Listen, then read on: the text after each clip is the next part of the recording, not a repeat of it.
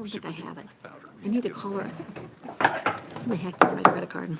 Good evening, everybody. It's March 21st, 2022, and this is a regular city council meeting for Moscow. Good Haley. evening, everyone. Please join us as we stand for the Pledge of Allegiance. I pledge allegiance to the flag of the United States of America and to the republic for which it stands, one nation, under God, indivisible, with liberty and justice for all.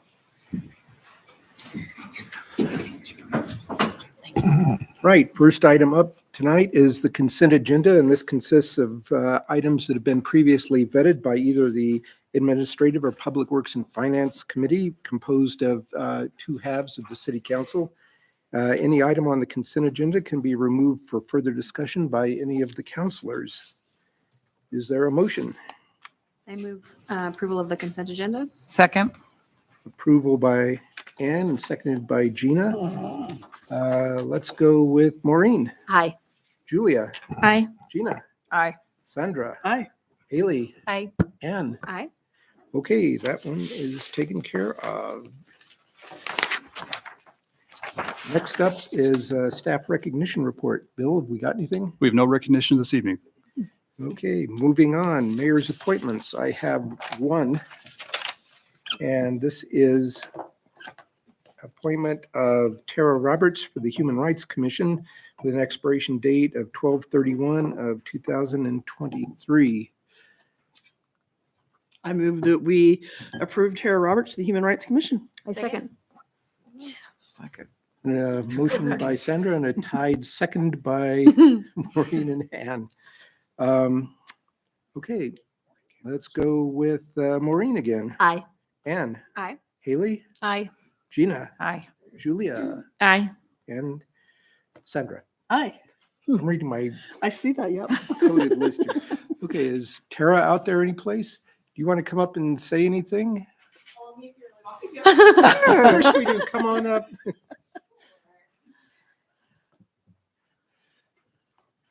Don't know what I'm supposed to say. Thank you. I'm excited for the opportunity. Very I'll take Awesome. it. We're excited to have you, and the Human Rights Commission will benefit from your presence, I'm sure.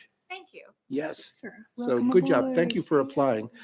I would also add that there are vacancies on others of the city commissions, and I would encourage any citizen who's interested to go online, download the application, fill it out, and send it in. And we'll see how the commissions are stacked up and see if we can put you on them. We really appreciate the volunteers from everyone in the city who actually keep things running in greater detail than this bunch of us up here can do on our own. We do appreciate them. Okay. Next up is public comment and mayor's response time period.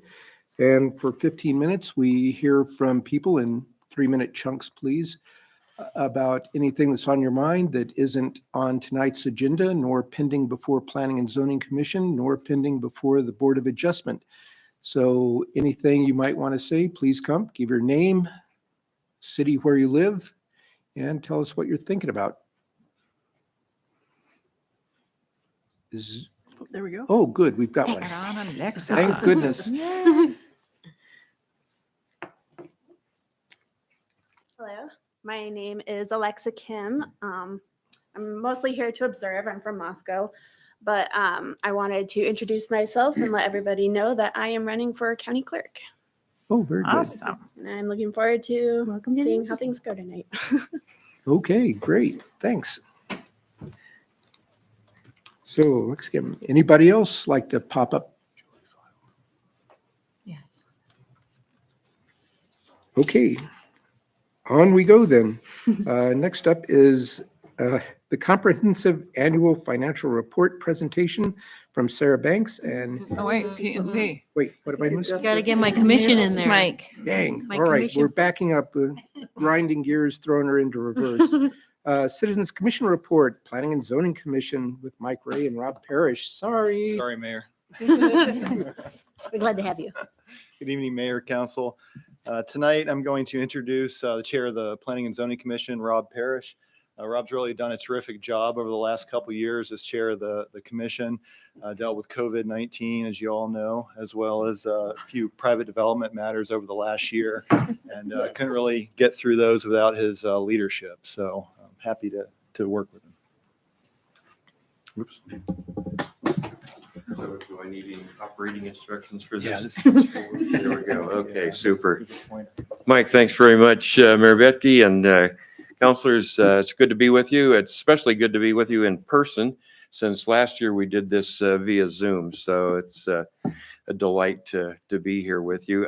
Before we start with any formal presentation, on behalf of the commission, our thanks to Mike Ray for the incredible job that he does in supporting our commission. It's a complex task. We don't make it any easier for him, and the city and the commission certainly are beneficiaries of his hard work. So Mike, thank you so much for all that you do.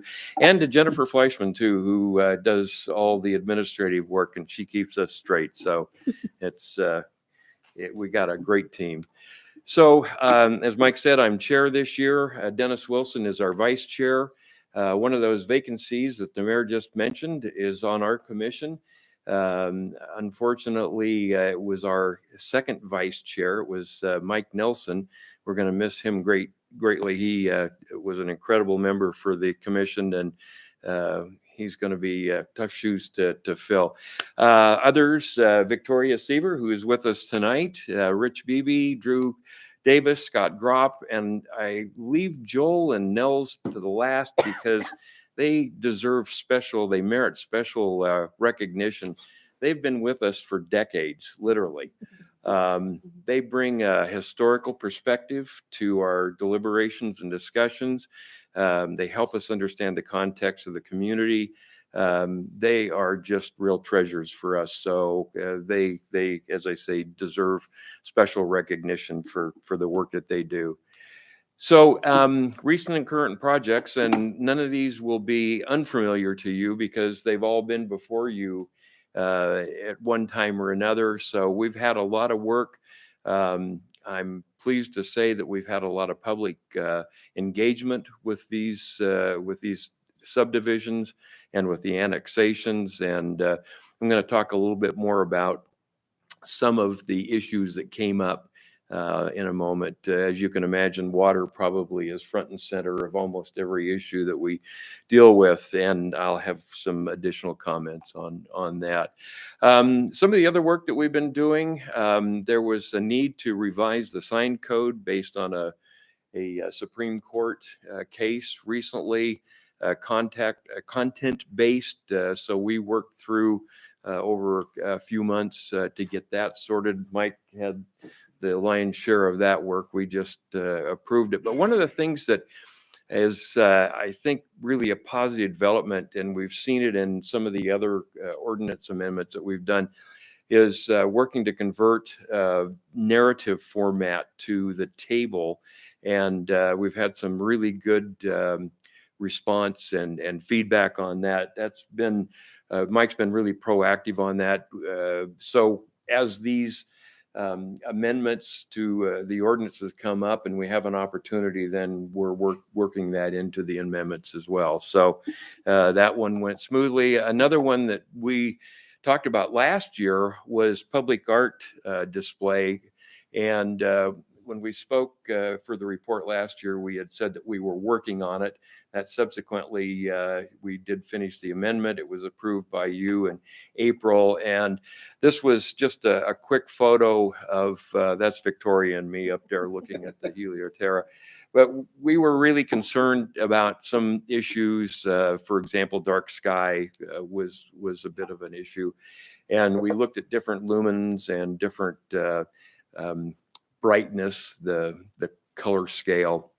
Anyway, we think that we've got something that's a reasonable compromise, and so that's actually in the works. I don't know, Mike, we haven't had any further requests on that, I don't think, have we? We're currently working on The north couplet. Mm. Okay. That was kind of one of the things that started this. So one of the things that I wanted to talk about was when we were doing the public hearings for the subdivisions, we get a lot of comments about water, as you can imagine. And I'm sure you're getting the same comments when you're holding the public hearing to do final approval. So we really wanted to try to understand this issue. It's kind of, how do the developments impact water? How does water impact the developments?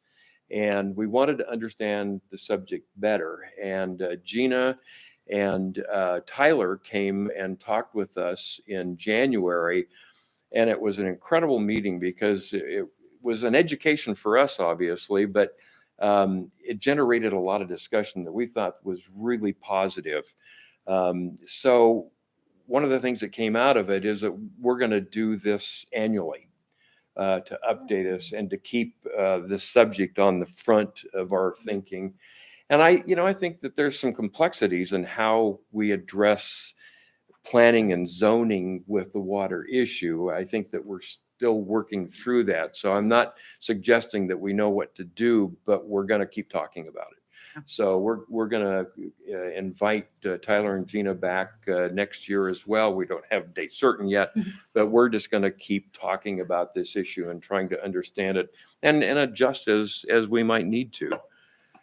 So with that, the only other thing that I would say is that, as important as our members of the commission are, you're equally important. And one of the things that's really kind of interesting, you all, well, not all of you, but the mayor, Sandra, Haley, currently our liaison, Ann was a liaison, Maureen was so you have become well immersed in our issues, and we appreciate that. We appreciate your guidance and your participation. So I thank you for that. It's always good to work with you.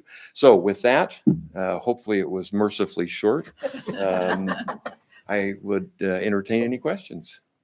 Certainly shorter than most planning and zoning commission meetings. Maureen. When you had the issue there of education, one of the things when I was on it last year that I found to be very impressive is that when you didn't have a lot of stuff on your agenda, you all had these magazine articles about issues that addressed planning and zoning, and you would just do a tutorial on that and have discussions on it. Instead of just canceling your meetings, you just supplemented it so that you continue to increase your education among the members. I was impressed. Thank you. In fact, we talked about that at our last meeting.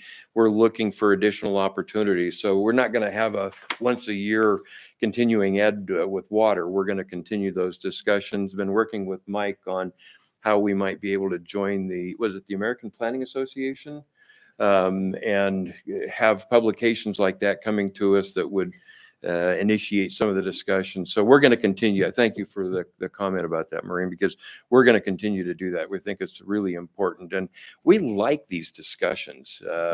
And one of the things that was a highlight of the water discussion Tyler's presentation was incredible, but it was all the discussion that we had afterwards that was the magic about it. So, and what you're talking about with magazines and articles or other topics that come up, that it helps us continue that dialogue. So thank you. Yeah, I was going to second that. I kind of jumped into the deep end by offering to be the liaison, and it's been a joy. I mean, I really enjoy it. I also have no doubt that the people who are on the commission are taking all the appropriate information into account and making sound recommendations for our community, and that's a really cool feeling. And I've also enjoyed the extracurricular reading has been cool. And I was going to say one thing you had mentioned was potentially bringing in guest speakers or seeing what we could do it's been interesting watching some of the broader conversations in the state happen in Idaho, because Moscow's unique in a lot of ways, but I appreciate that we can learn a lot of things from all the stories happening across the state. The last thing I was going to say is second the kudos for Mike's work on this, because there's been a few things. I appreciate the things that have come before that staff have been working on that aren't necessarily code changes driven by a request from someone. It is staff looking for ways to make things and situations easier and better for developers in the area, and that's been super cool. So, and your comment about bringing a speaker in, one of the things that that we liked about the water presentation is that it was in person and it generated a lot more discussion than we would normally have. So we're going to look, we talked about it again at the last meeting, we're going to look for opportunities to bring somebody in that can kind of get us thinking. I love it. Okay, well, thank you so very much. I appreciate it. It's great working with you. And again, working with Mike and Jennifer is a real treat. So, and working with all of you as well. So thank you so much. Thank you, Rob. Thank you, Rob. Come back and see us in a year. Yeah. I certainly will be happy to. Okay, next up, sorry for keeping everyone in suspense for this one. It's the Comprehensive Annual Financial Report presentation. Sarah Banks and Nick Nicholson.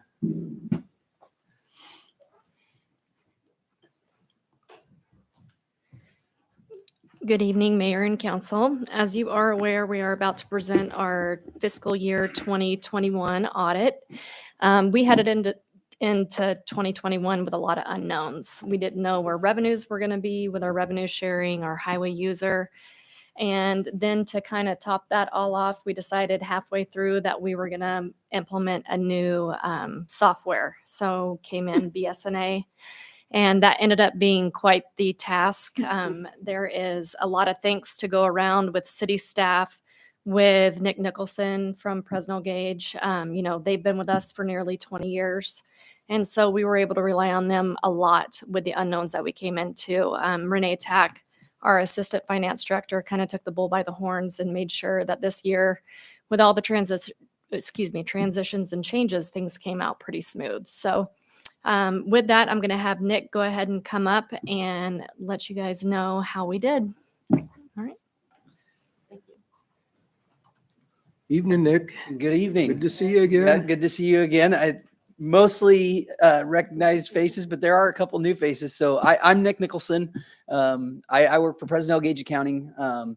And when she says nearly 20 years, this is my 17th year with Fresno Gauge. And I think I was one of the first years that we were with, and I've been on it ever since. So the familiarity is getting very, very lengthy. So I appreciate seeing all the faces as I come here each year. So as Sarah said, there were some interesting new challenges this year. And so as I kind of go through my usual presentation, there's a little nuance to it, I guess, in how we went about the audit during this year. So I guess what are we auditing generally is kind of a thing that a lot of people don't really quite understand what an audit entails. So I'll give you a little background on that. Ultimately, at the end of it, we issue what's called a published annual comprehensive financial report. This is not just an audited financial statement. You guys actually apply annually, or not necessarily apply, you submit, and then it is reviewed by the Government Accounting Standards Board. And they delve into that with a level of detail that you would not believe with some of the questions that they come in. And over my time going through this, they would send, pages of questions. Hey, have you thought about this? Or should this 3 words be changed to these 3 words? And those have continually gotten lesser and lesser and lesser over the years. And so we've got it pretty well dialed in. And I can't remember how many years did you say? 18. So you guys have successfully received the award 18 years in a row. And so hopefully 19 is shortly coming. So basically, so that layout and the content which is in that financial statement is governed by the Governmental Accounting Standards Board. And so they require a extreme amount of detail, historical context. There are statistical sections that take 10-year windows and compare it to prior years. And it's a pretty massive document. So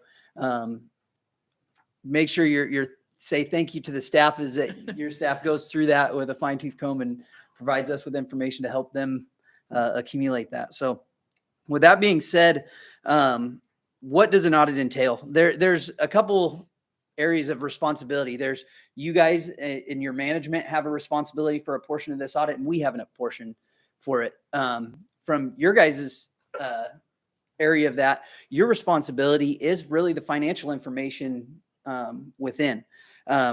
We we don't create any of your financial information. We are literally there at the back end. So your documentation, your detail, your accuracy, your internal controls structure that you guys implement throughout the year, and the financial statements themselves are ultimately your responsibility. So then usually when if somebody's asking me, well, what do you do then? As an auditor? Well, our responsibility is strictly to put opinions or an opinion on these financial statements about whether the financial information is accurate, properly presents the financial position of the city and its activities. We also put a separate opinion on your internal control structure and how it's functioning. And that includes over the financial reporting and on compliance.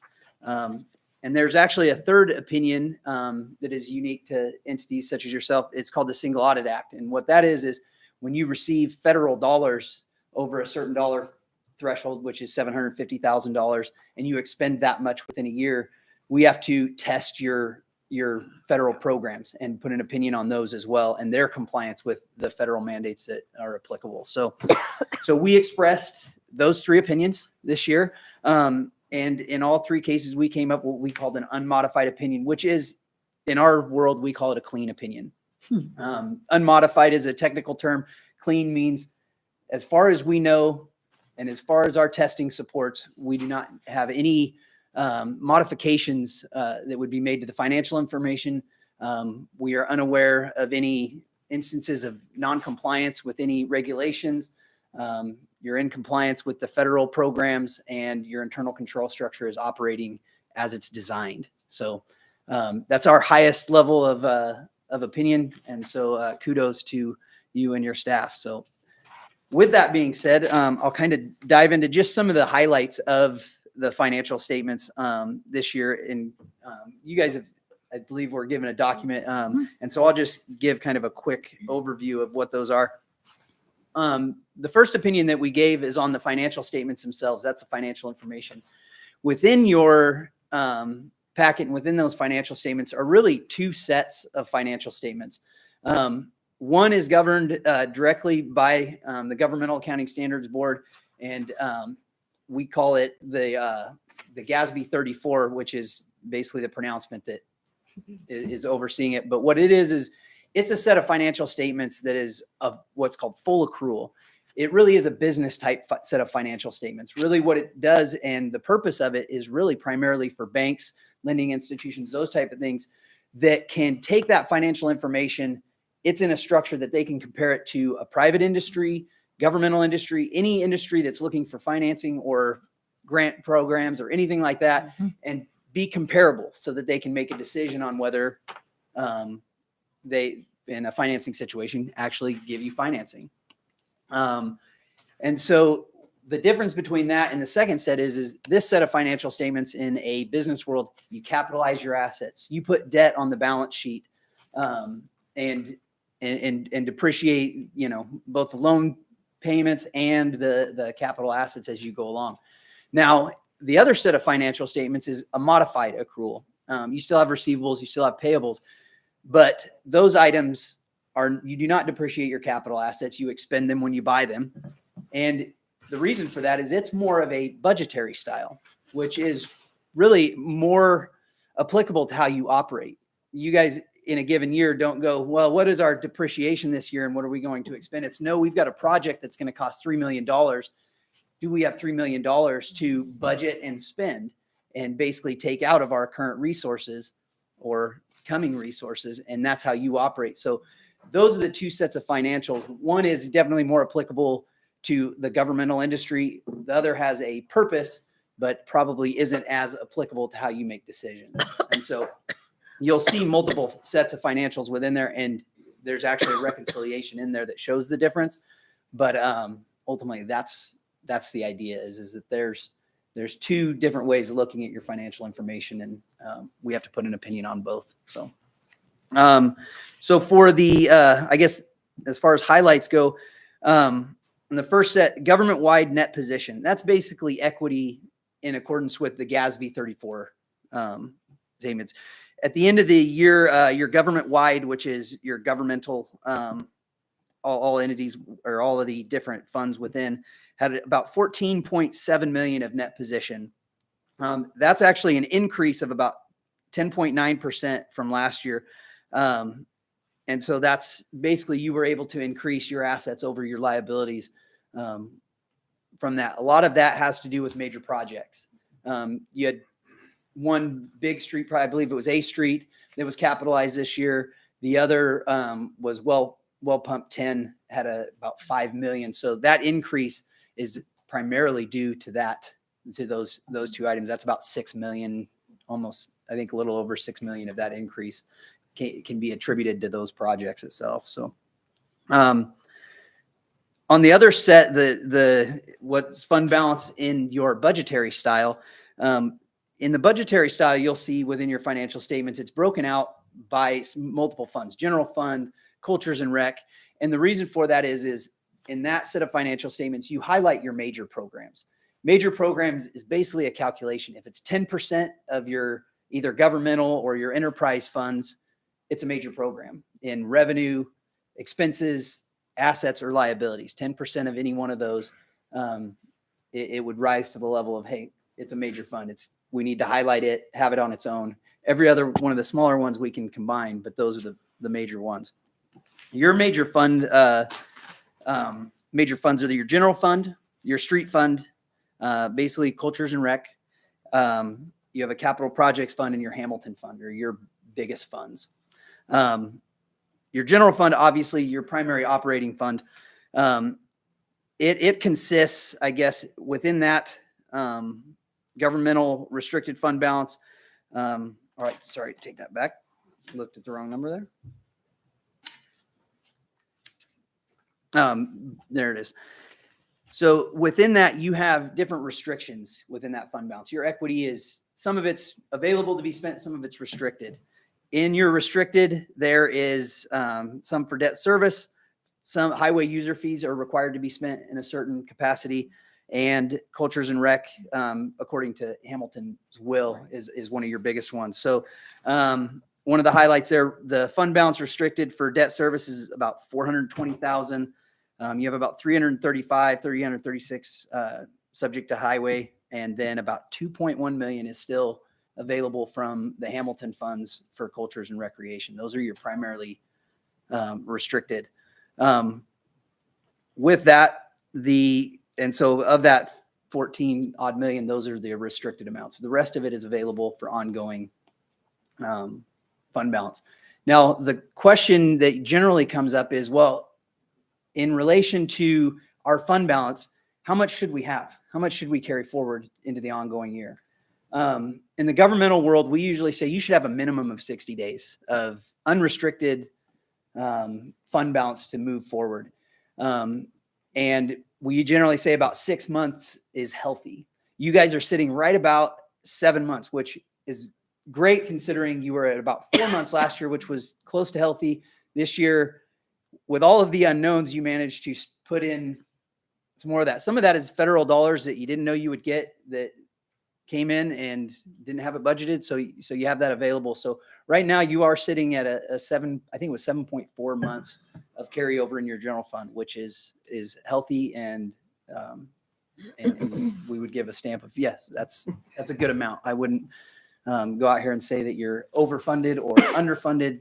You're in a healthy position when we would compare you to other entities in that. So your other set of, or your other funds are your business type, your enterprise funds, water, sewer, garbage.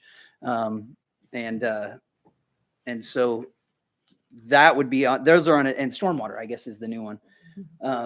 And so you actually have a separate set for those, and those operate actually almost strictly on a business style in the financial statements. You'll see that those go according, and it's because they really are business-like in how they're operated. You are going to depreciate a system over its useful life and have to replace it when it's going down or as it's going. So I guess the last thing or a couple of the last things I'll highlight, your government-wide operating expenses. You guys, your total operating expenses throughout the year were about 32.56 million. And to put that into context, prior year was about 36.8. So obviously with COVID coming in, some major projects had to be put on hold. Some, different programs we waited on because we didn't know what the funding was going to be. So it's actually the lowest amount since about 2018. So you guys had to kind of work within those constraints. So we can see that from the financial information there. So let me skip forward here.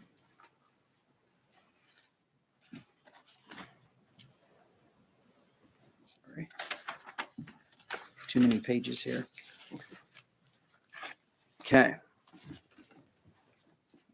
Within, I guess, governmental, and let's highlight your general fund. Within the general fund, your primary areas of expenditures are your general government and public safety are really your two major areas. Like I said, in your general fund, you had about, I can't remember the exact number as I look, but basically revenues over your expenditures this year, I believe of about $1 million, which is basically what you had to increase, which moved that fund balance from that 4.5 months to 7.5 months. That was the increase there.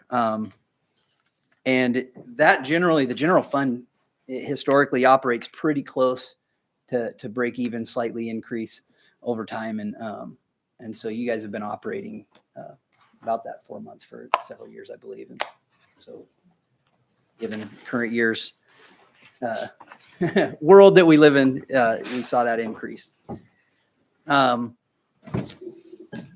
those are probably the primary highlights. And once again, I kind of touched on the water fund being one of the major ones. You'll see that it was one of the few funds that actually had expenditures in excess of its revenue. And that's because we capitalized a large $5 million water project that basically had been funded as it was coming up. And so had some debt financing that covered that. But with that being said, those are probably the items that I would highlight. Is there any questions for me after you've reviewed? You got a little bit of time to review it. Haley. I have a question. We'll see if I can phrase it in a way that makes sense to me and you. So I guess I'm glad to hear that we're looking at a pretty good balance for carryover. You said 7.4 months versus what it used to be closer to 4. And given that some of it is federal monies, grant monies, and I know some situations have an expiration date with like the federal CARES dollars and the ARPA money. From your perspective, and I guess your take on this, I'm trying to figure out if it actually is still a useful lens or an accurate lens to look at the carryover by saying 7.4 months, because granted, right, the money's, I think, due to expire mostly in 2024, depending on the bill, but I guess it's, well, from our perspective, some of those are also in your, this is strictly related to your general fund carryover, that 7.4. So, most of those funds that fall into that pool generally don't have that restriction involved. So your general fund, and also if generally how grants work in the financial world is if you got a grant that has a timing mechanism where you basically can't, it's use it or lose it. Most of the time, if you haven't spent it yet, you actually don't claim it as income. A lot of times those end up as called deferred revenue. Basically, you haven't sufficiently performed the service that would say this is my revenue. So in that case, we wouldn't have recorded it as revenue in the general fund. So yes, that would be your actual carryover that would say, yes, you have available to operate on going forward. Thank you. Appreciate it. Nothing? Thank you. Yeah. Okay. Yeah. So I'm I'm glad you didn't encrypt any of that. Yeah. Try to keep it as basic as possible. But yeah, and obviously COVID was and she mentioned, you guys had to operate a little bit different. You had a new system.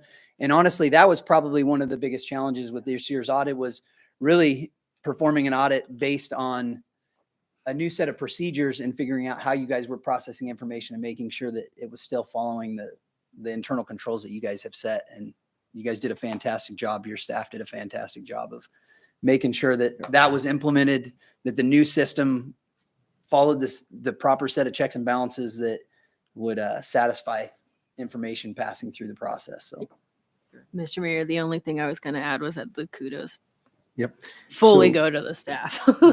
Sarah and Renee especially for weathering all of that. Much appreciated.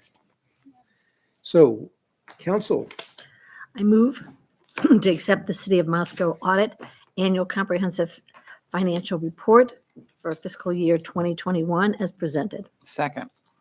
okay, motion by Maureen, seconded by Gina. Any further discussion? Okay, Sandra, Aye. Haley, Aye. Gina, Aye. Julia, Aye. Ann, Aye. and Maureen. Aye. Okay, thank you, Nick. well, appreciate working with you guys, and as always, President Gage loves the relationship we have with the City of Moscow. So thank you very much. Awesome, Nick. Thank you. Appreciate it. What a relief. Next up is a request from the Palouse Ice Rink for the Hamilton funds. Well, you don't look like Mia, but we'll just say Good job, Mr. Mayor. Bill Belknap and the Palouse Ice Rink representatives. Thank you, Bill. Thank you, Your Honor. Appreciate that introduction. As the council is aware, council's previously passed 3 different resolutions related to a funding commitment of $1 million towards the construction of a new ice rink facility. Some changes recently associated with the project have necessitated us to update both the memorandum of understanding as well as a new resolution to accompany that. I'll provide a little bit of the history of what's changed since the last resolution, which was Resolution 2021-02. And then we'll have Tony here who will give a presentation on kind of status of the project for the council as well. As you may recall, at the time in 2021, the lender that was anticipated to be funding the project was Zions Bank. That has since changed to the Idaho Central Credit Union. So the documents, both the resolution and the MOU, have been modified to update that reference. There's also a change to the structure of ownership of the property. So due to kind of increasing costs and the ability to recapture some capital, the property was condominiumized for the main property of the building. The small house that fronted Palouse River Drive was separated off and sold. The main building itself was separated into 2 condos, and the front portion of the property that's utilized for the physical therapy sports training clinic was sold for $600,000. And those funds were then subsequently released by I believe the parks to be allocated and applied to construction of the facility. So that has changed slightly the structure of the ownership and the security interest the city would have. The construction costs have also increased since the last time the council saw the project. So Tony will cover details on that. And then with ICCU, they really were looking for a more streamlined and regimented payment process. So initially in the prior MOU, essentially all the other project funds would be expended first, and then we would be making direct payments to the contractor. ICCU prefers to have the city's funds deposited into a title account held in escrow. And then they have a specific process for the contractor to make requests for draws. They have a third-party inspector. They do a title research every time a draw is requested to make sure liens have been placed against property. So they'd like us to follow that same process, which I think is actually to the city's benefit. The city's funding, again, would be in that draw process, would still be the last funding utilized. And the city would have the ability to review all the third-party inspection, documentation, title reports, and authorize our payments for the Hamilton funds from escrow. The other components, there were probably 2 other items, specifically in Section 3. I think it was actually in Section 2.2. There were prior stipulations about where the city's funds, what they were not going to be used to fund as part of the project. Specifically talked about not funding parking. That was a challenge because that's typically one of the last things to get completed oftentimes on our projects. It also made reference to it wasn't going to be paid for steel related to the structure of the roof. All of that is a component of the project. So we just, to streamline the process, we removed those stipulations and just had to be used towards the construction phase 1 of the project. So that's just a clarification there. And then in section 2, subsection 3D, nope.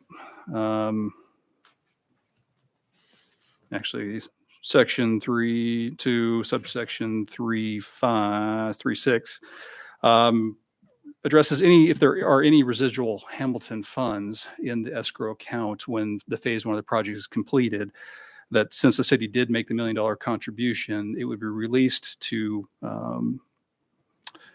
it'd be released for uses related to either paying down debt on the property, or also could be used for phase 2 of the project was going to add locker rooms and other amenities to the facility. So again, if there's any residual funding, hopefully that's the case. But with construction costs today, it did clarify that if there is anything residual, that those would be released for those, only for those intended uses.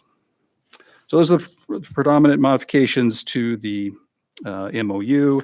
Resolution is actually fairly brief, just models the commitment of the funding. Also in the recitation documents those changes of ownership structure, condominium, construction cost changes as well. So that's it for the documents. I think I'll turn it over to Tony to talk, give a presentation to the council on the project. Gina, do you have a question? Before you do, on your statement, you were talking about the condominiumized moment, and you said that something changed for the city. Will you help me understand that? Use smaller words.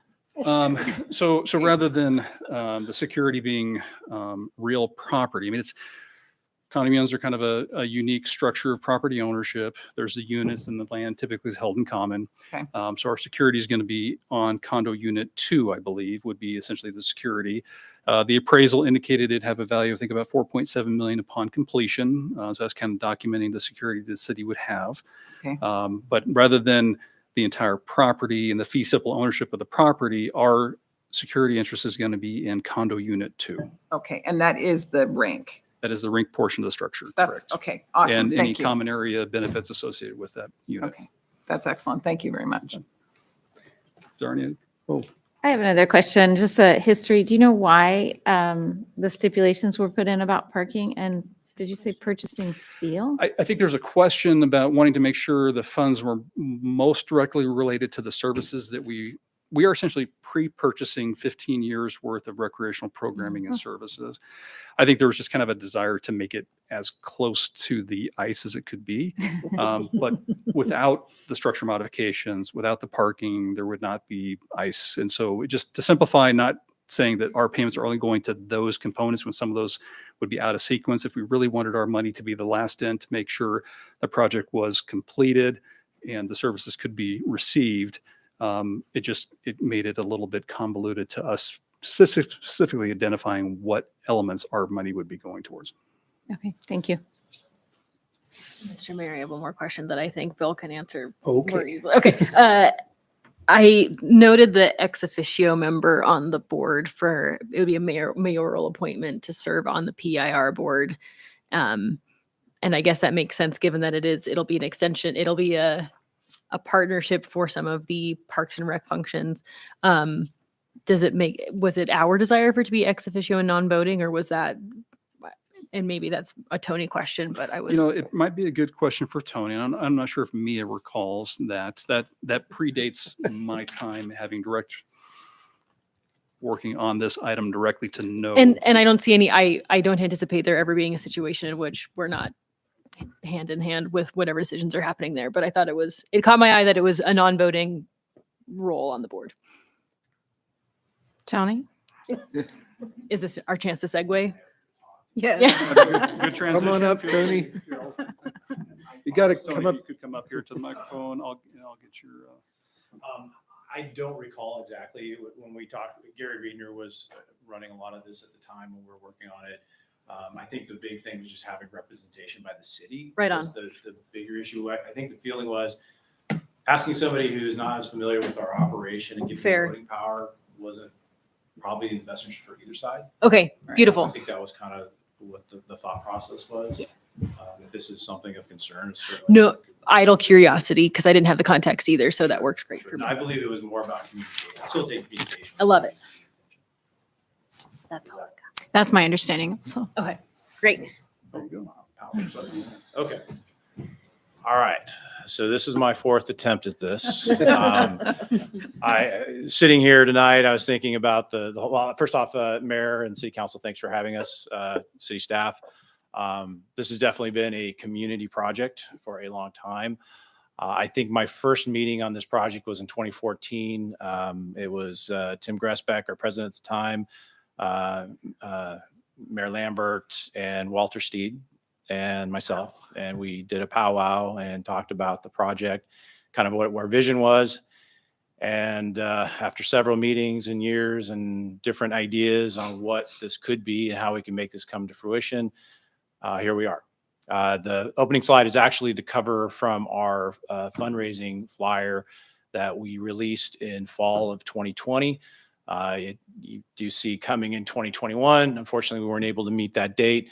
And we'll talk a little bit about what were some of the reasons behind that. But the spirit of the project still moves forward. And in fact, we actually have tangible things going on right now. So we're pretty excited about it. But anyway, I want to thank everybody's time for allowing us the opportunity to come talk. And we'll be happy to answer questions when we get to the end of this. So a little bit of the background, and I apologize for members that have seen this before. It's literally from the last one. But for I know we got a couple new board members, so I thought we'd cover at least some of the stuff. We started the current ice rink in 2001. It was a temporary structure. I appreciate Bill's jokes about the parking lot. I have got to believe that the Board of Adjustments would gladly allow the money to be paid for that parking lot because of the number of times we had to put in for conditional use permit extensions because we had an unpaid parking lot, and we still do to this day. Anyway, a big moment for us was probably when I reflect on this, I think it's the Dasher board acquisition in 2015. We had a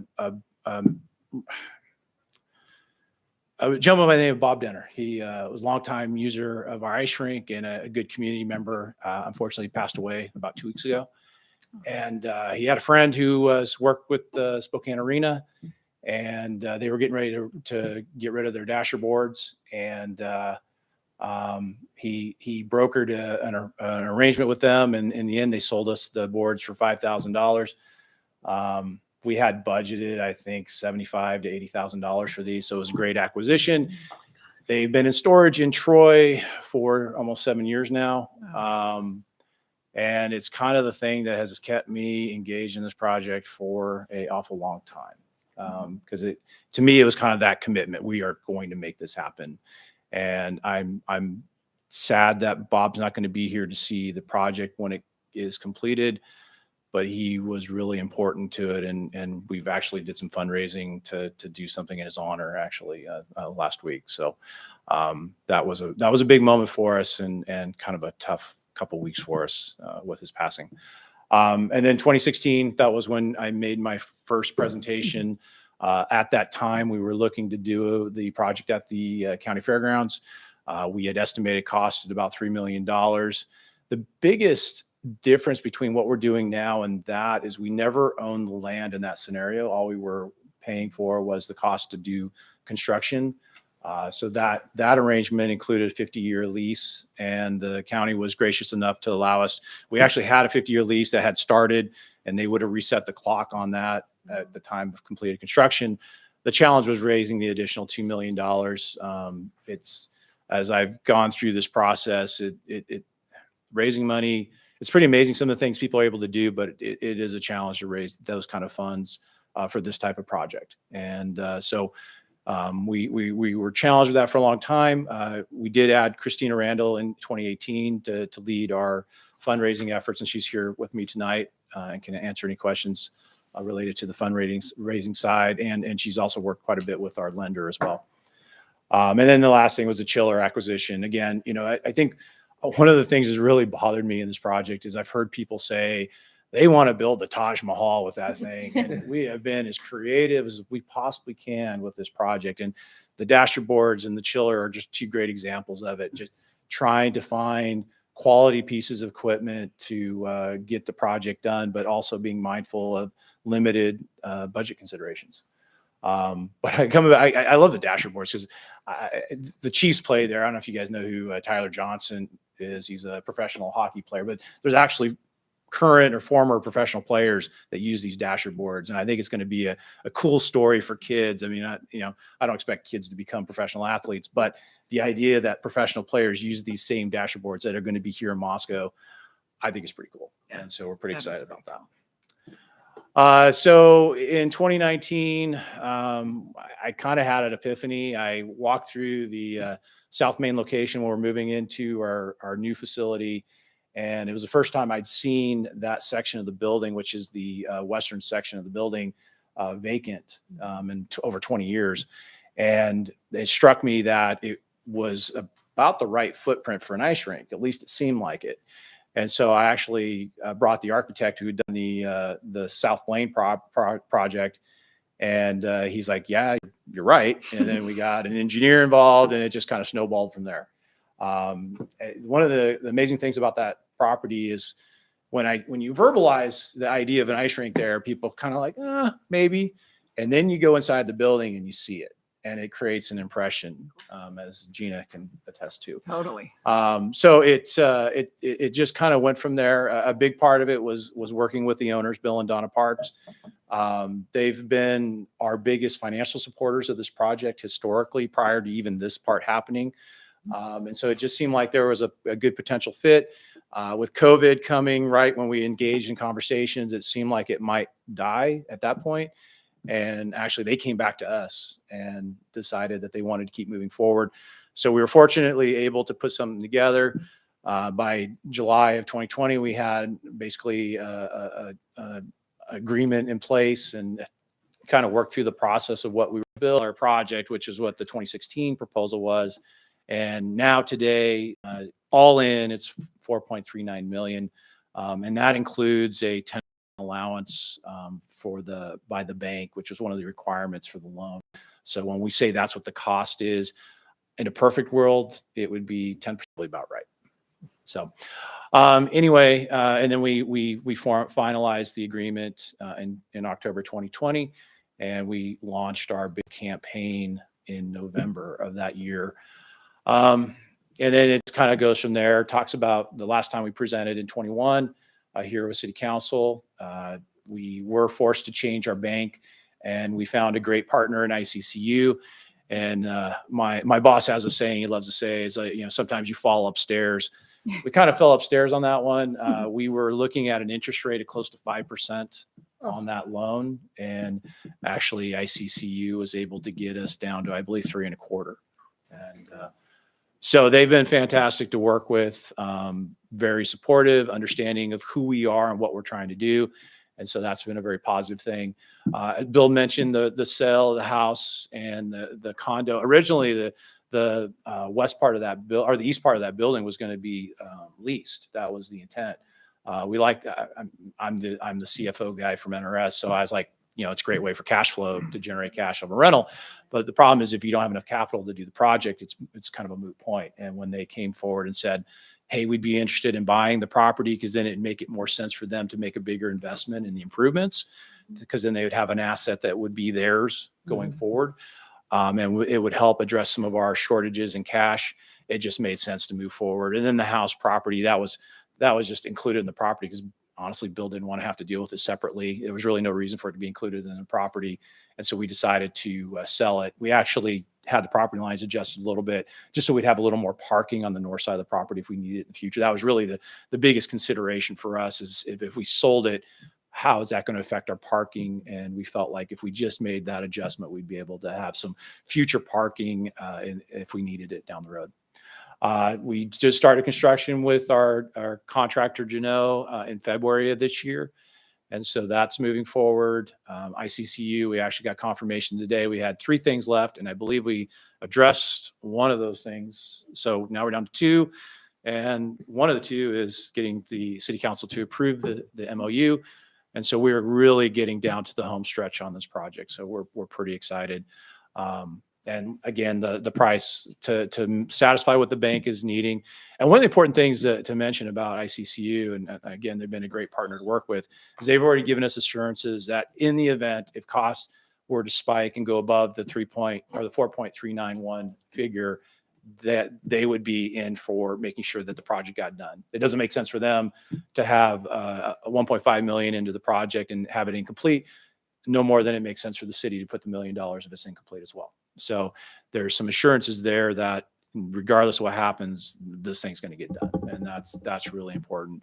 I think it's important to all parties, but I talk to a lot of donors, and I don't want to be in a situation where donors are not being told the truth as well. So we're really excited to have ICCU on board with this project. So I think Bill had talked about this, so just kind of hitting on some highlights on the MOU. I think we covered most of these things, to be honest. If there's any questions, I'd be happy to answer. But it's been just working with, originally with Gary and with Bill and Mia and other people at the city, just trying to kind of nail down some of the fine points and the timing of who's going to pay what, and trying to, play to everybody's strengths. So it's been a long process, but I think in the end, everybody's going to be happy, and really that's really the most important thing. So, okay, so I'm not the most technologically savvy person in the world, but got a little video. One of the cool things about the ice rink is we have some pretty talented people that are associated in some way, and we actually have a gentleman who's got a child that plays in youth hockey, and he does video work. He's originally from Southern California, and this is what he does for a living, and he actually put a video together for us. So I was going to go ahead and play this. This is one of our promos kind of talking about our project.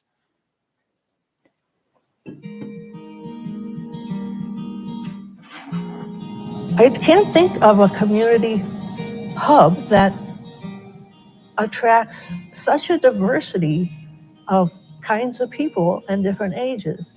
So all of us in town know somebody that's playing hockey, and it could be a baker, a policeman, a handyman, a teacher, and a woman that works at NRS. So initially, the rink that was built was a proof of concept, trying to show that there is a viable community of users in the area. It was built in the early 2000s. It was never intended to be a permanent site. The project that we were pursuing over on Harold Street, we have renderings, we have concepts, but this location is an actual physical location. Moscow and Latah County love their children, and to have a facility such as this so that our kids have things to do over the winter when it's cold and snowy and awful outside, that means a lot. Coming from the Parks family as well, it's just perfect. It is exactly what their legacy has been and will be here in Moscow. Well, Bill and I own it, and we started thinking, I wonder if the ice rink would want it. That would be great to not just sell it to someone we didn't know, but give it for a community project. We're not giving it to them free, but we've been through some negotiations and stuff. But I hope it'll all work out so that they can use it. From a community impact, this is really what it's all about. Just the fact that you have a facility like this in a community like this is just such a strong economic impact, an asset for recreational opportunities for kids. We have a really giving community. And this is one where we really do need the community to step up. We need our businesses, we need our individuals to really step up and make this successful. The big thing we need to focus on at this point is the fundraising needed to finish this thing out. And now it's just a matter of the rest of the community engaging with us and asking questions and learning about what we're trying to do, and hopefully getting excited about what the potential is for this project. Everything has converged to this moment right now. And with the city support, the county support, and the community support is just it's a great moment. That this could actually happen here and give our ice rink and our kids and this home is exactly what Moscow does. It is exactly what Moscow does, and it reflects us in so many different ways. Thanks to the generosity of the parks, we have the building. We just need to raise another $1.25 million for the renovation. of this facility to make it an ice rink next fall. There are multiple ways that people can make a gift, and all of those ways are available on our website. If you love the Palouse as much as we do, please reach out to myself or a board member. Your gift will have a lasting impact on current and future generations.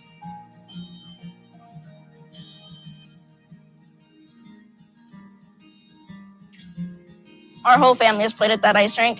And when I heard that we had this new one, I was really happy. I was just really happy. Crazy. All right, so I'm not entirely sure how I get your back. Just do the next slide. Sweet. Okay. Huh? Yeah. I'll just talk over it. So anyway, I think that video does a nice job kind of outlining kind of the merits of the project and what we're hoping to achieve. The acquisition of the property from the parks, we agreed on a price of 2.575. So I mean, a couple things about this to be aware of, because if you look at the fourth point, the parks agreed to $500,000 down. So that's what we paid at closing on the property. Wow. The original agreement was $1.5 million. So basically the parks were willing to put another $1 million in outstanding credit. You know, they're bearing a lot of the risk of this project, to be honest. And you'll note Bill mentioned earlier, the property was appraised at $4.7 million, and that's what we paid for it. And that included the house that we sold and the 10,000 square feet that we sold as a condo. So the parks clearly are making an investment in the community and didn't do this to maximize their financial position. So I've had many conversations with their attorney, and yeah, I mean, they're doing it for reasons that traditionally most people wouldn't, but that's part of the reason why this thing's happening. So some of the stakeholders, we identify our users. Really, that's why we exist. PIHA is our acronym for our Palouse Youth Hockey Association. The Polar Bears is a girls hockey program that started about 7-8 years ago. Science on Ice is a fantastic program. Some of the video from the what I just showed in the beginning was actually part of the Science on Ice program. And then just all the other stuff, public skating, hockey, curling. So definitely there's a lot of users that we serve. Latah County, really the county commissioners and the county really played a big part in getting us to where we are today. Because like I said in the video, really without the proof of concept that our community could support an ice rink, there's no way this project would be where we are right now. And then obviously the city, the decision back in 2016 to initiate the commitment and to consistently support it every time we've asked going forward. That's been a lot of time, a lot of new faces on the council over the years, and things have changed, but the need for this ice rink and the impact it will have on the community has been the constant. And so, yeah, if I was probably a smarter person, I probably would have pulled out a long time ago, but you get to a point where you're committed and I just want to see this thing through. And so, we appreciate the city's standing beside us with this project. So this just identifies some of the groups we've working with, Corey Trapp and Janelle. I thought this is one of the slides that we used from before. I regret I didn't add our attorney. That was probably one of the smartest things we did is we hired an attorney, I believe in July of last year. Cody Moore is our representing us legally. As volunteers, you try and do things inexpensively. There's just some things it's hard to do, especially when it comes to legal representation. And so Cody's been a great resource for us. And I think he's helped facilitate communication with the city, with our bank, and just having him as a consistent voice has really made a huge difference. So I wanted to make a point to recognize him because I didn't think to add him to this list. And I feel bad about that because Cody's been awesome. But yeah, Moscow Title's been helpful with all this. And obviously Christina's played a big role. But the fundraising, and Cheryl Reed's been a great resource for us as well. So this kind of lines out where our money's coming from to meet that $4.3 million target. The 61,000 on the bottom, that one is waiting on the $1 million from the Hamilton. So those two are kind of tied together. Pretty much everything else has already happened. The condo, I believe that happened in February. The house was sold. I think it was November, December, right around the end of the year. It was before the end of the year. I probably was in December. ICCU is, like I said, 2 items away from being ready to have a sign off on the loan. So they're nearing the home stretch. And we again, we're nonprofit. We had our budget, and then the bank came to us and said, well, yeah, but you need 10% more than the cost. Well, for a nonprofit, adding another $400,000 to a project was a little bit of a surprise. So it's kind of put us on our heels a little bit. Fortunately, between line iteming our project and looking at some areas where we could cut cost and going to our users and raising funds, we've actually put a slight surplus on our books. So we're ready. We're there.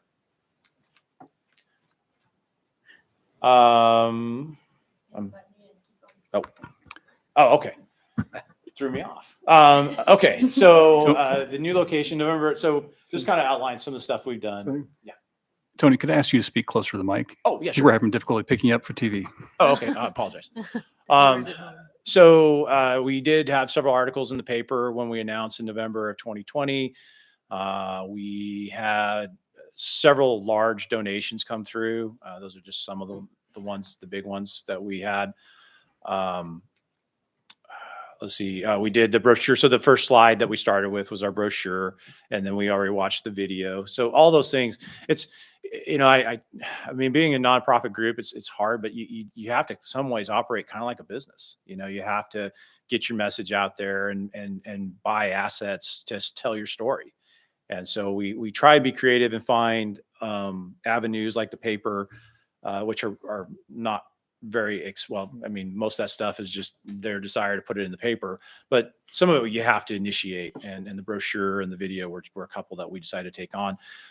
We set the goal, like Christina mentioned in the video, of 1.25 million in November, and so far we've raised 1.188.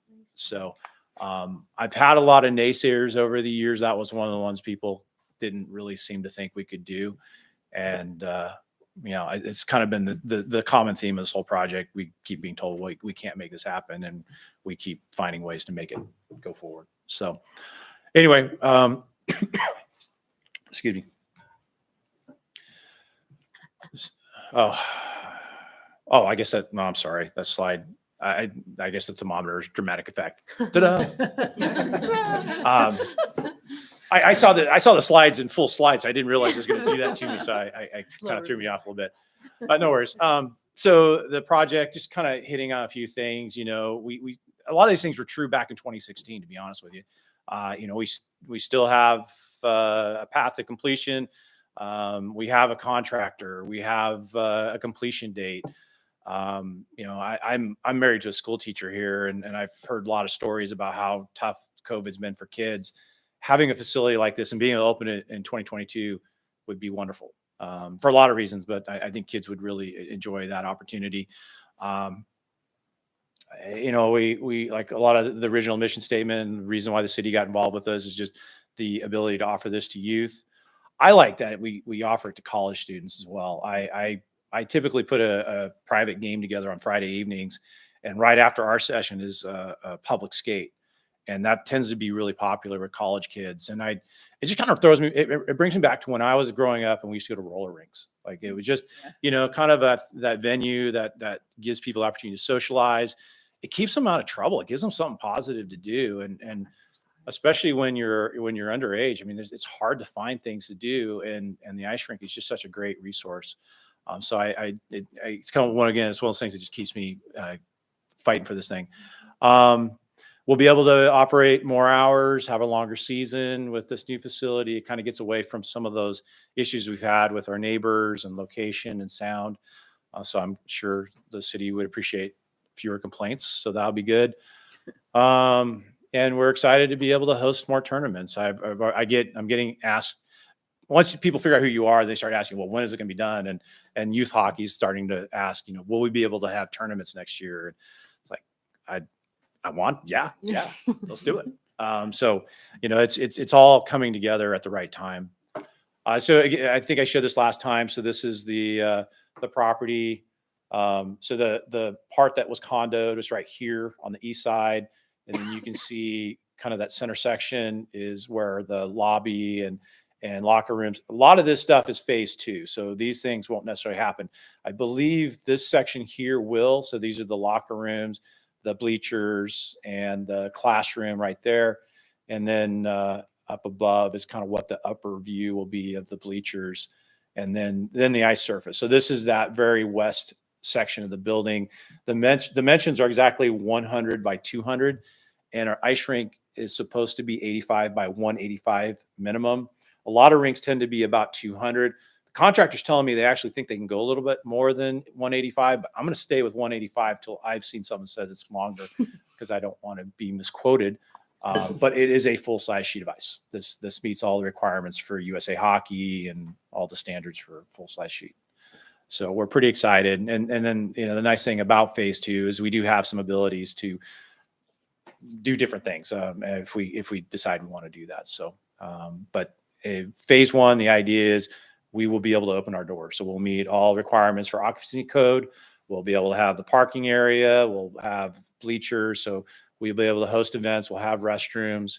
We'll have a couple locker rooms. We'll probably have to do some temporary locker rooms for tournaments, but we'll be open for business. And that was really the goal. And then the rest are just some renderings. I think a lot of these showed up in the video. Kind of give you a flavor for it. So this is Juneau. They broke ground. This is the parking lot. So they've actually laid gravel in the lot. So it looks quite a bit different than that overhead video showed. All the vegetation's been taken out. So it's materializing. It's happening. I've been excited about it because you can actually see it from the highway. So a lot of the construction we're going to do is going to be inside the building. No one's going to be able to see it. And it's hard to convince people, yeah, actually we're doing something. Well, now we are.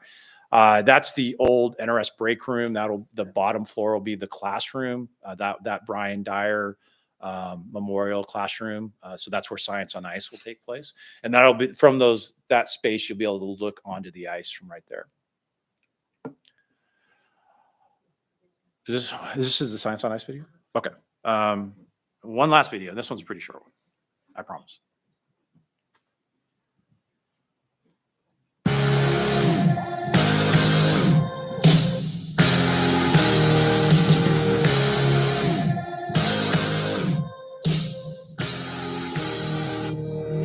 Well, Science on Ice is really unique because I actually went to that class, and you got folks from the university, professors and stuff that really explain to kids, and these are usually 5th and 6th graders, about the different things that ice has in relationship to the science of how it all works. It's amazing. So far this year, we've had over 500 students come. Our program since its inception is over 3,500 students have been through this program. It's not just going and writing on a chalkboard and saying force equals mass times acceleration. When they live it, and you can see the excitement when they leave. They have assignments. They take them back to the teacher, and they really kind of hold on to it. What we really need is to get that passion for science at an earlier age. You can't start junior year or senior year in high school to get a passion in science. So our current facility, it's small, it's cold. Our classroom is in the lobby. We don't have a classroom. So here we are bringing these kids in, often unprepared for the weather here. They're frozen before they even get started out on the ice. In a new facility, we will have a dedicated classroom to Science on Ice. We'll be able to have all our demonstration in a warm environment. Then they go out on the ice to practice some of the experiments out there. Currently, there's more demand than we can meet. There's not enough Wednesday mornings while we have ice here to bring in all the 5th grade classes that want to be here. Our 20 weeks that we do it, we can expand that to 32 weeks with a larger facility. That would help spread the word about what this program is all about. It's science education. That's what's important. that's one of the big flagship programs we have, and we've actually the people that organize it, the professors from U of I, have been invited to other ice rinks to show them how they do science on ice. So it's kind of a cool thing about our facility. You might have to click on the slide first.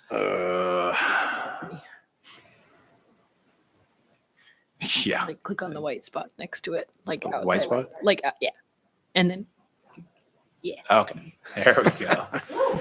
All right, let's see. We're in the home stretch. So this is again just the ice rink. This is the current building. So it's been cleared out. That's actually, I believe, the old call center for NRS would have been there, but it's gone now. So it's really starting to look like an ice rink.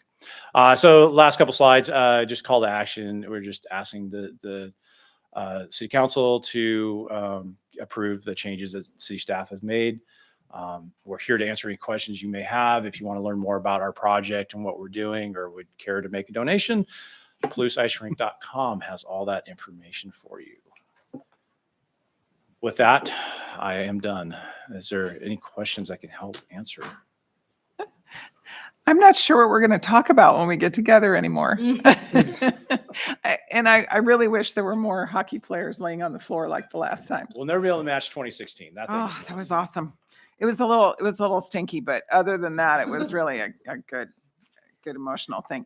I think that you underestimate the effect that you have had on this whole process, because it has really been you pushing from day one. And so yes, Bill and Donna are saving the day, but you, my friend, you need to put your name in Sharpie somewhere on this building because you have pushed hard. So have a moment, rest on your laurels, and then off you go, because this is really exciting. And I can't wait to learn how to ice skate well enough to enjoy it. So I'm just very, very proud of what you guys have managed to do. I think that was an invitation, that she wants an invitation to skate. Oh, yeah. Well, we'll have to do a grand opening this fall, so we'll make sure everybody's invited and celebrate that moment. It's going to be a big moment for Moscow. Yeah. And very much. So we're pretty excited to be so close to the finish line. Other questions? Mr. Mayor, I have a course. question. Well, I was gonna say, I grew up spending a lot of time on Cow Street, so I'm very familiar with the noise complaints. Have you thought about doing a fundraiser to have the neighbors pay to make it go away? I'm only kind of kidding. I mean, I would have thrown $20 at it. And actually, I grew up loving walking there after school. But Yeah, the county's got their own plans for that property when we move off of it. that's what I was going to ask. Does the ice rink retain ownership of the tarp and the frame, or is it just what is there anything? I think it was on one of the bullet points, but the arrangement we have is, I believe, is restore. The county has insisted that they want it restored to pre-ice rink conditions. Okay. So they want the concrete, everything ripped out. The last thing we needed was another expense added to our list. And while it would have been great to be able to sell that to raise cash, we're going to swap it. Right They're on. going to take care of it. If there's some net, if it turns out the metal's worth more than the cost of demolition, then they'll pay us the difference. But that takes that out of the equation. So right now the plan is we'll that is our fallback. I mean, if for some reason we're not able to open, we'll just pay the lease because it's a 50-year lease. So we still have the ability to continue the lease for an additional year. That property is not going to be torn out this summer. That's not, at least I'm not aware of that being part of the plan. So it would probably be a 23 project. Okay. So we'll still have to pay for our occupancy on the property. But yeah, the plan would be ultimately to depart and focus on our new facility. Yeah, I'm really excited. I had 2 classmates that I can think of from in high school who ended up moving to a different town to play hockey because the prospects were better and the ability to practice year round. So I'm really excited. I had one question that maybe is more for staff. I noticed that the CUP expires in May of 22, and I would imagine, I don't know if that's a question for a different day, we can table it, but I wasn't sure if there's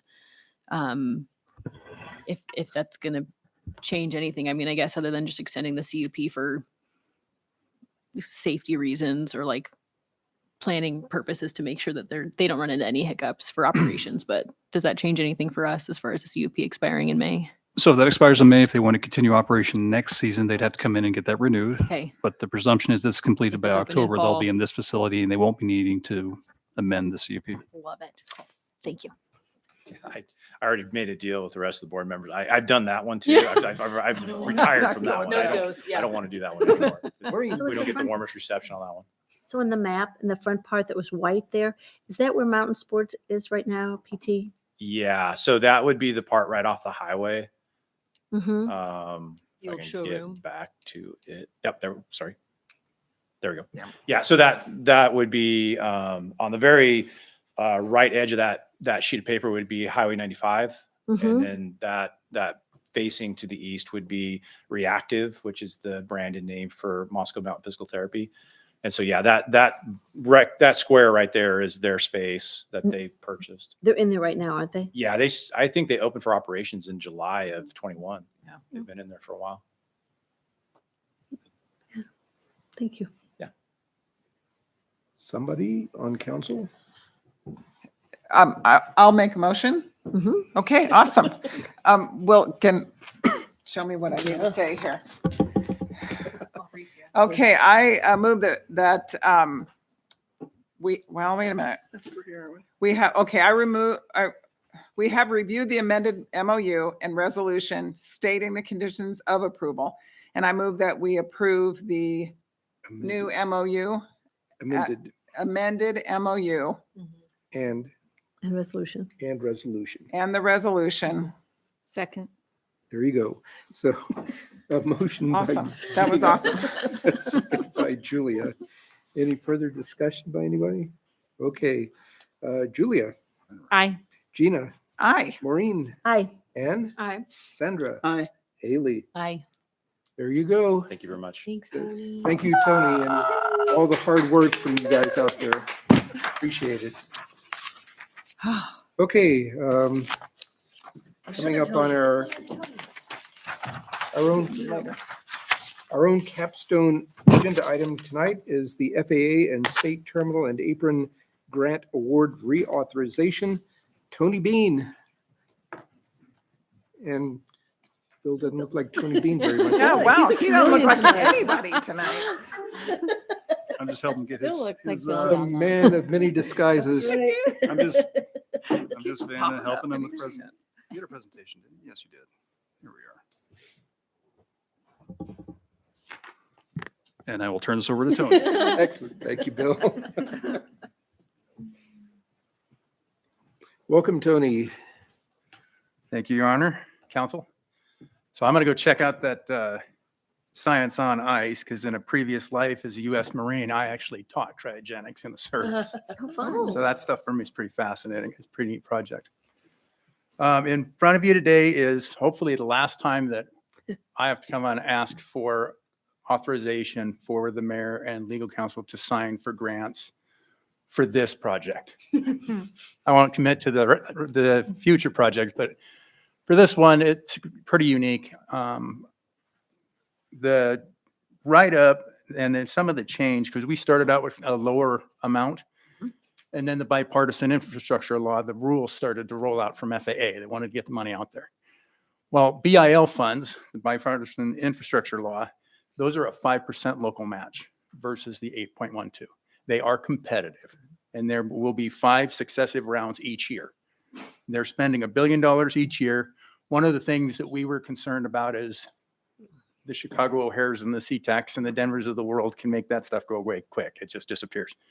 And is there any caveat to try to help smaller communities? Because it's specific, the funding is specific to terminals. Well, 100 million each year is for non-hub airports such as ours, our size. We may not have all of our ducks in a row, but they're all in the same pond, and we know where the pond is. There's a lot of communities right now, they don't even have a pond yet, so they haven't got down the rabbit hole with planning and environmental and design and all the things that we've already done, and we're ready to go. We have to apply for those funds this month. So there's a very, very quick turnaround. Yeah. And then FAA, based on the omnibus legislation that just passed.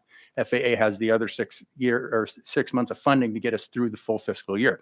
So FAA is issuing all of the grants right now. So they're coming out quick. And usually when we get a grant, the grant shows up, the mayors get it 5 to 7 days between when we get it and the mayors have to sign and legal counsel has to sign.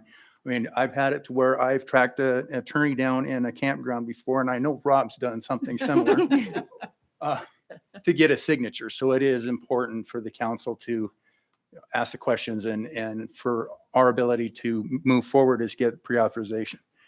With that, I do have a short presentation, just kind of what's going on because this is moving quickly. Local funding effort, we had the benchmark set for the 10 million local. How much could we do? Part of the problem that it's 34,000 we're short. One of the issues that we're probably a little more short than that because as we keep getting grant funds, the match keeps going up and the match is coming out of the CARES funding. And so we're okay with it. We're good, but we're trying to get everything lined up to where that 5% is really critical. And then how each pot of money, and I'll go through that here in a second, how they work, what happens, because there's stuff the FAA can pay for, there's stuff they can't, there's stuff CARES can pay for, there's stuff that private funds can only be used for, and there's eligibility percentages. So the FAA does a neat thing called proration. This is the document that was in your packet with the funding itself all broken out. It's really, really hard to see this, and I apologize. So the overlay and where the terminal is going, because I get asked this question a lot, where is this going? And so that's Airport Road and headed towards Moscow. If we were looking down, that's Airport Road headed towards Moscow. The building that is right across from the parking is, and I'm trying to think here. It's Bill Boyd's, it's all fab.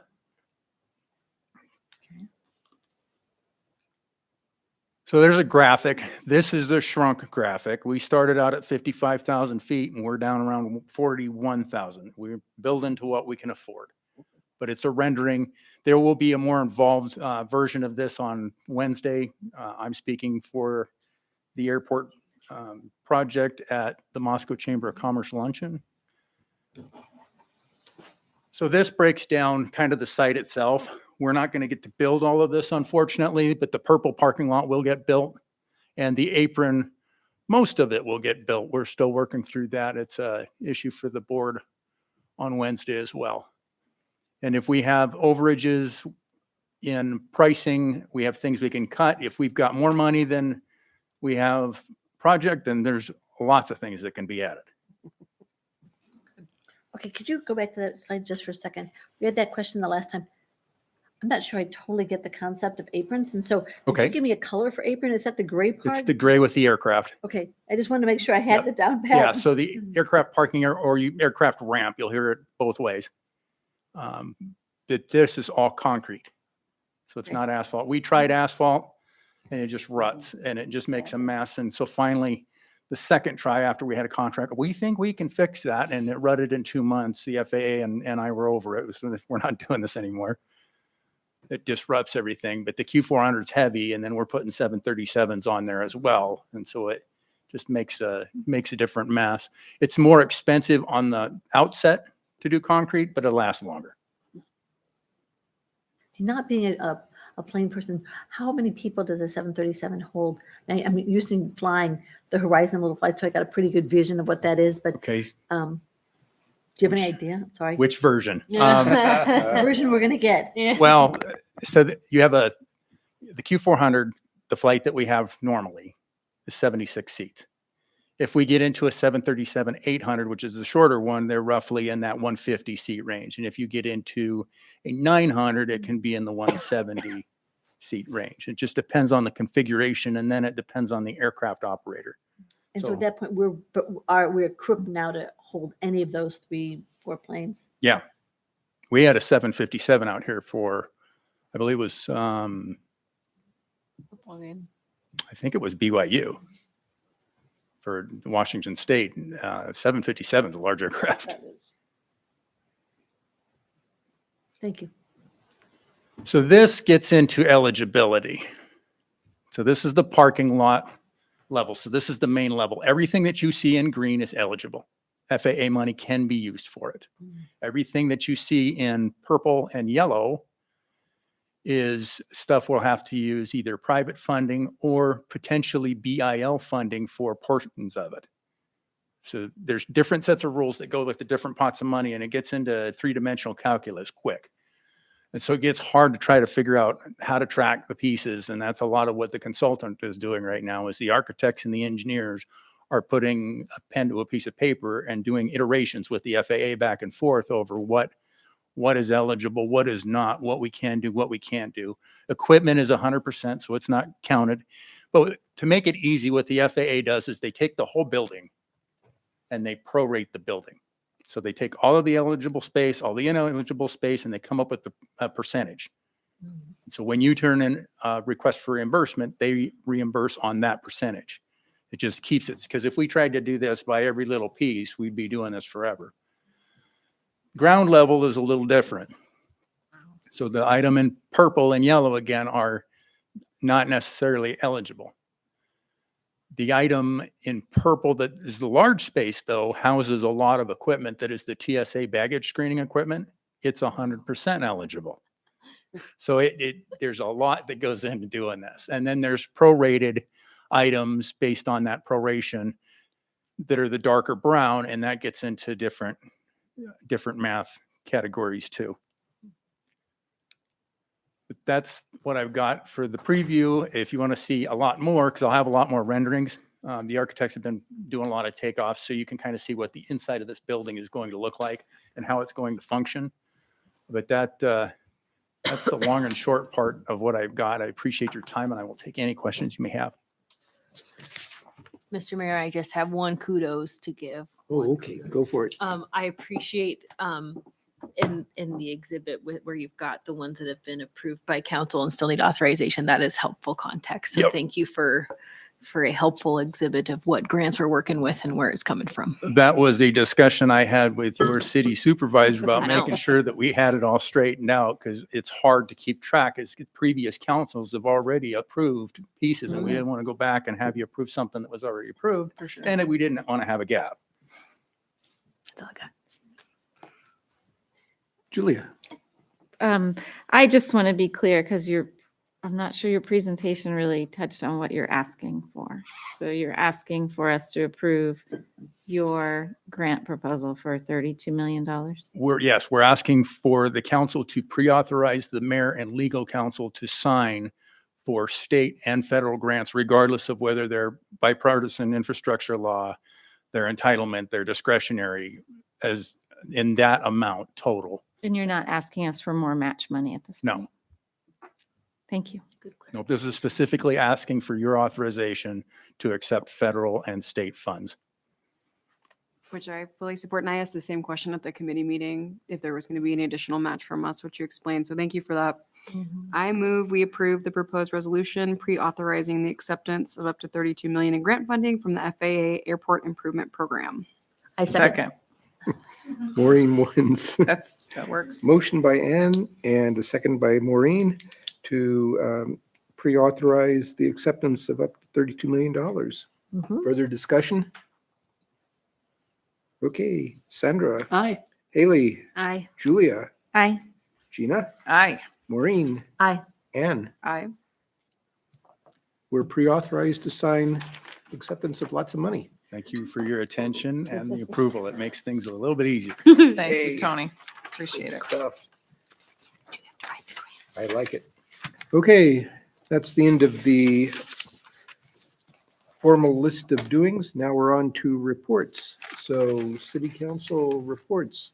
We'll go with you, Sandra. All right. I know you're waiting. I am waiting, yes, anxiously. It was a busy couple of weeks. We had our Urban Renewal Association meeting, went through another exciting audit. And so, wow, it was just like 2 in 1 week. It was a big day for me, really big week. But thankful that everything looks good and that we're on the right track. And I'm looking forward to seeing what happens next. They're because their future's bright. I had the Human Rights Commission meeting, and they were also very busy, which is no surprise. September is Inclusive Community Month, and they're already looking ahead to that. Looks like they're going to have a theme of healing hate and restorative justice. They're looking, of course, at their food event because they always believe that food brings people together and it brings conversation. So looking forward to seeing how they do that. Again, looking at having another movie with a panel, and then they'll have some other sort of activity that they're currently working on. In April, they are planning to work with the Asian and Pacific group for the University of Idaho. They are helping sponsor a movie about the Minidoka camp called Bamboo and Barbed Wire. They're hoping to have the director there who can talk about how they came about putting this together. Looking at having that on April 15th or April 30th, they aren't sure. So watch for that. It should be very interesting. I think I've seen parts of it before, and it's a great film. Hard, but great. And then they're also looking into seeing what they can do regarding highlighting Juneteenth. So that's all in the works. And then because Mr. Mayor let me go first, I get to steal a little bit of the thunder. The mayor and I got to speak to the Boy Scouts from Jennifer Wallace's troop about a week or so ago. He may want to add something there, but I can say that I had a great time. It was really fun to talk to them about civics and government, and we had really good conversations, and they had some fun questions, and it was fun to tag team with the mayor on that. So thanks for that. It's one of the best things about being on city council is being able to go talk to different groups like that. So I think that's all I have right now. Good. Gina. Thank you, sir. I attended a Palouse Basin Aquifer Committee regular meeting.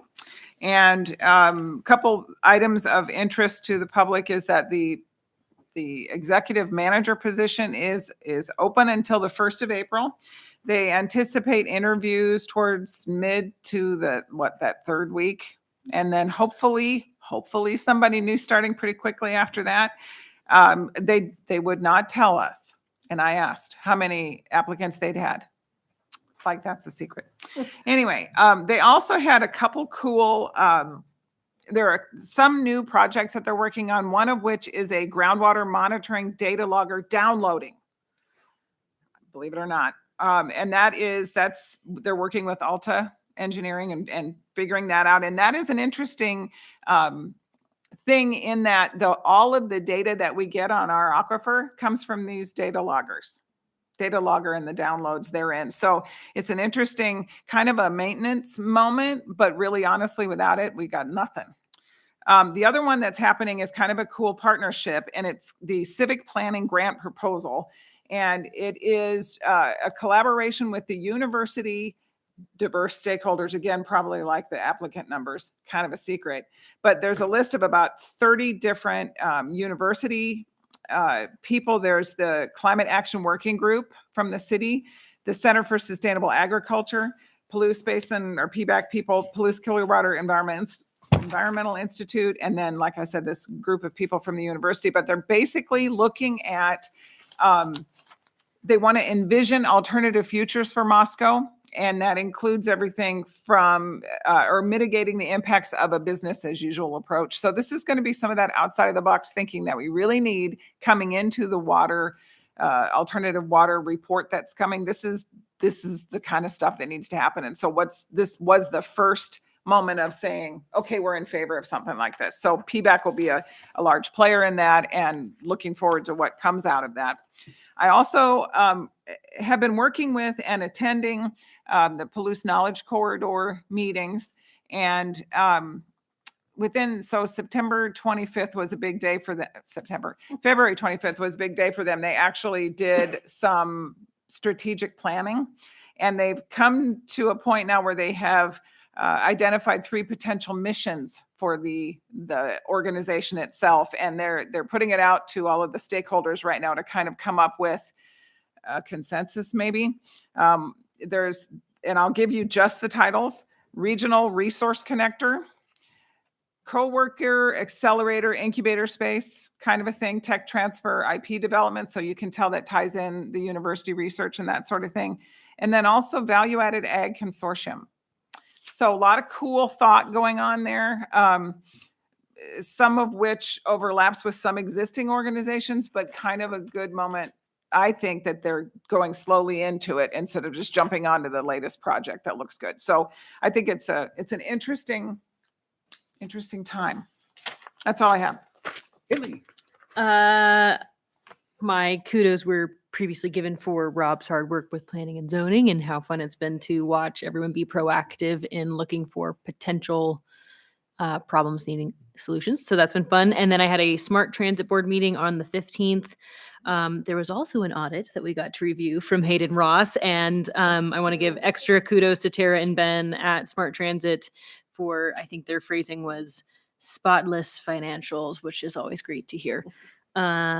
And I think ridership, we're still not, Smart still doesn't have a Saturday service at this point, and they are hiring for drivers, and we are hard at work to make sure that affordable, AKA free transportation is available to all of our community members, and that's all I got. Julia. Strangely, I did not have any commission meetings for the last 2 weeks. They come in waves. But I look forward to Sustainable Environment Commission tomorrow and then the Housing Roundtable on Wednesday. Oh, yeah. Anne. Pathways has just been doing a lot of event planning for events I've mentioned and will continue to mention closer to the date, such as Bike to Work Day in May. And then I attended the fire department meeting, and the big thing from that, it was very lively. That was my first one. It was real fun.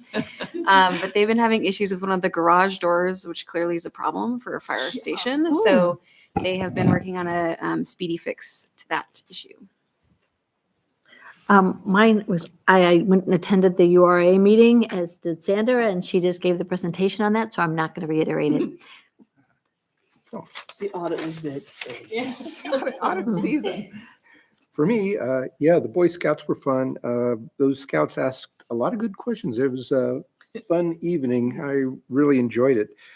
Stepping Stones didn't have a quorum, but they heard from the recipients of the grants from Stepping Stones that all is being put to very good use.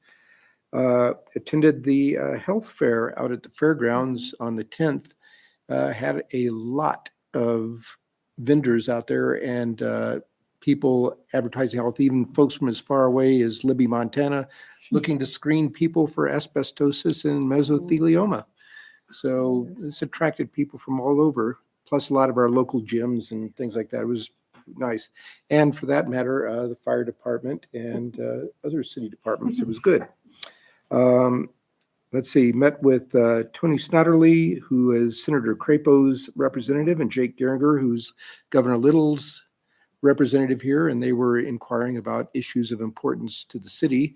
And one of them is, how do we get the ARPA funding commitment deadline extended and the actual utilization of those funds extended? Because right now, with the supply chains and lack of skilled workforce to do something with, especially in construction, how do we make good use of these funds? So kind of working with them to try to get some deadlines extended so we can make better use of the grants we're receiving from the feds.